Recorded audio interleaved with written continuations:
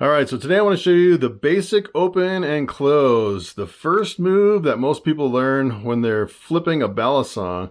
And this is an instructional video. I want to show you different moves in every single video so you can learn how to flip a balisong. So this is the first one you should know. I'm going to start with baby steps on this one. So if you have your butterfly knife, go ahead and grab it, and I'll show you step by step how you can master this. Essentially what it looks like, I'll show you the final product here. That is the basic open, and then the close is essentially the same thing. That is the close.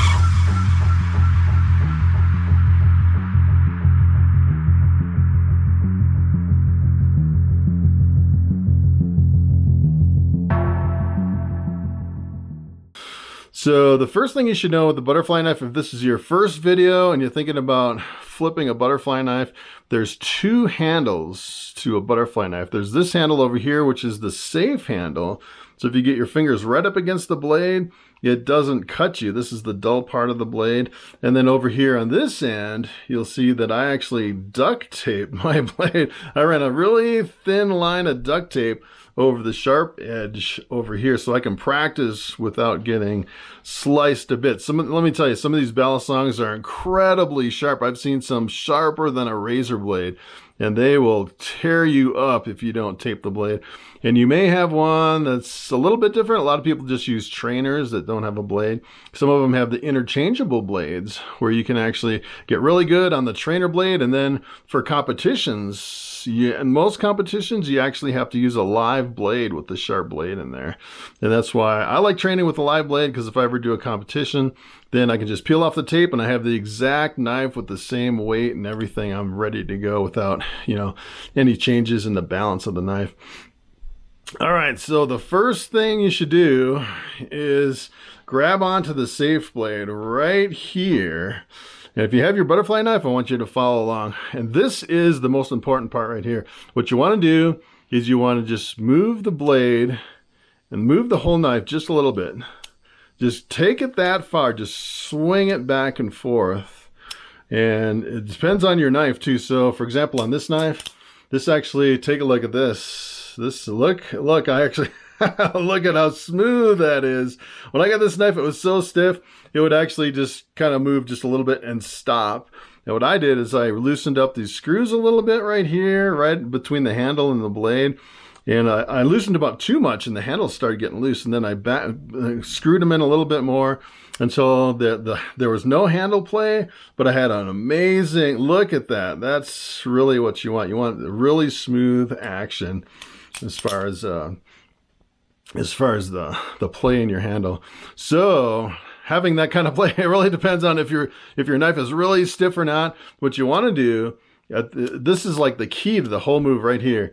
So when I first started, I was actually moving my knife just out a little bit, and that gives you the momentum to flip back.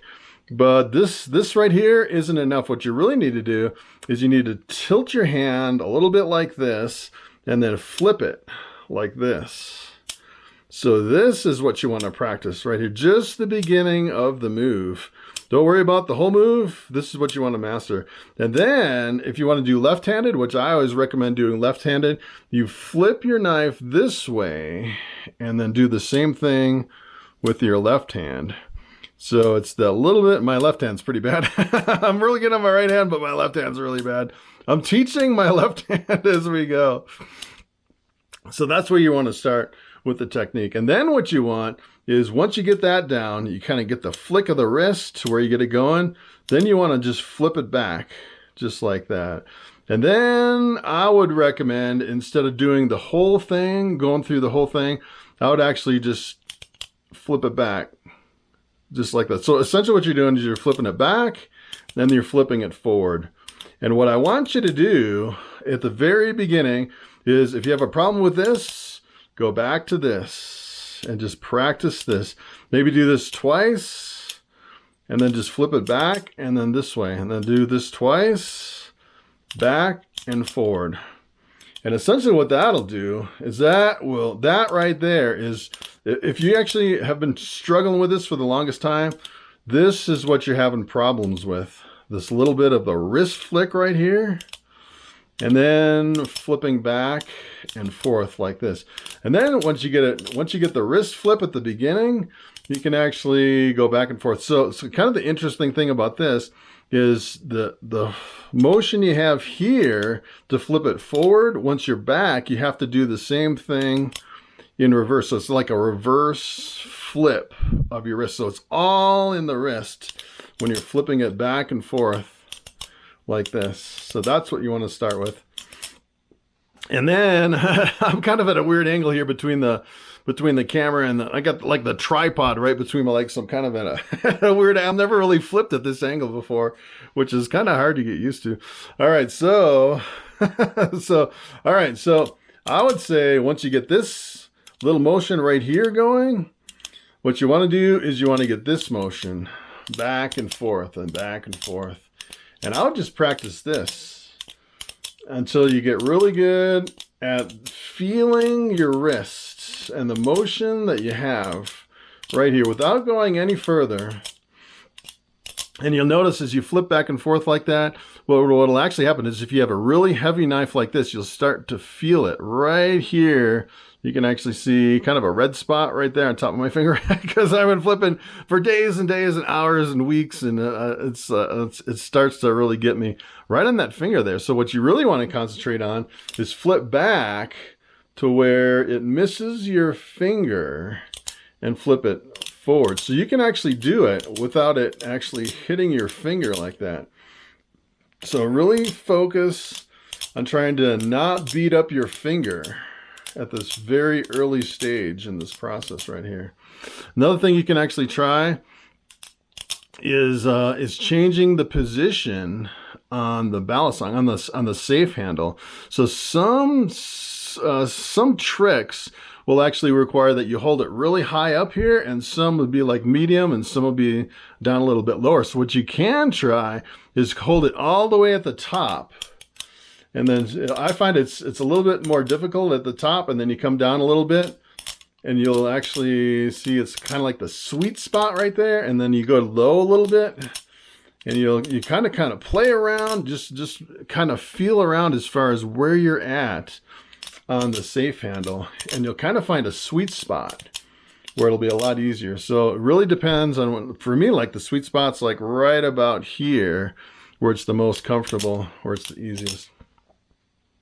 All right, so if you get lost and you have problems, especially if you stop for a while and you come back and you're like, you just can't get that down, you want to go back to the wrist flip at the very beginning and then go back into the flip back and forth. Then when you get that down, you can move on to the next step. So the next step is, I'd say it's a little bit tricky because a lot of people, what they'll say is when they're actually showing you this, what they'll say is you should flip it back and then spin it and then flip it back and over, which is close to what you want to do, but it's not exactly. So what you really want to do is you want to spin it all the way around and back. So it's like that. It's a spin where you don't actually hit your finger.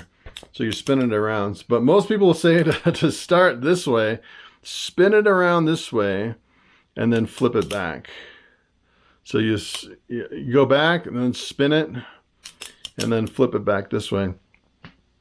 It's I would say kind of the trick to this is what I want you to really focus on this step is I want you to flip it back, and then as you spin it, kind of feel where the handle is and how you have to touch the handle to spin it from one place to another, how it kind of feels in your hand. And depending on which balisong you have, so like this one's kind of almost like a blocky kind of a handle to where you spin it. Some of them have a really round handle to where the spinning is a little bit different. So it really depends on what you're actually doing. So if you have problems with that, you can go back to this. You go back to just back and forth, and then once you finally get it, you can go to that. Another thing is when you're spinning at the final step. So essentially what you're doing is you're spinning it around all the way like that. And I find what really helps me a lot is to kind of loosen up your grip on this handle. So when I first started with this, I had a really tight grip on this, and to spin it around, it was actually hard because I was trying to actually move it with my fingers. It's kind of hard to do it in slow motion, but I was trying to move it with my fingers instead of just kind of letting it flow around. So what you have to do is you have to kind of spin it like that, but when you're spinning it, loosen your grip here to where you almost drop the knife that much. And I would say the more you kind of have a loose grip on it, the easier it is to spin around like that. And really just kind of focus on how it feels in your hands and a loose grip at the same time. And you can just kind of practice kind of spinning it around like that. It's kind of a spin, and you don't actually hit your finger when you're flipping it back. A lot of people teach go back and then spin it and then go back that way. So that's kind of it in a nutshell. And I would say practice this first and then practice kind of going back and forth to kind of get the idea of, this is the easiest right here. I'd say this is the easiest move, just kind of going back and forth and getting used to the wrist movement here. And then once you get to the end, then really kind of focus on relaxing your grip, spinning it all kind of at the same time like that. So that's pretty much it in a nutshell. And I find it really helps to break up the individual steps. A lot of people, I've actually seen a lot of people's videos, and they'll say, yeah, just kind of spin it and then go back. Yeah, and let me tell you, you're doing so many steps at the same time. If you don't have the wrist, that wrist action right down at the beginning, you'll pretty much fail every time. And when I was doing this, I did this probably for several days before I realized the key to this whole move is all in the wrist. That is the main key. All right, so there you have it. Hopefully you'll actually get this down to where you can do the basic open and close. All right, thanks for watching.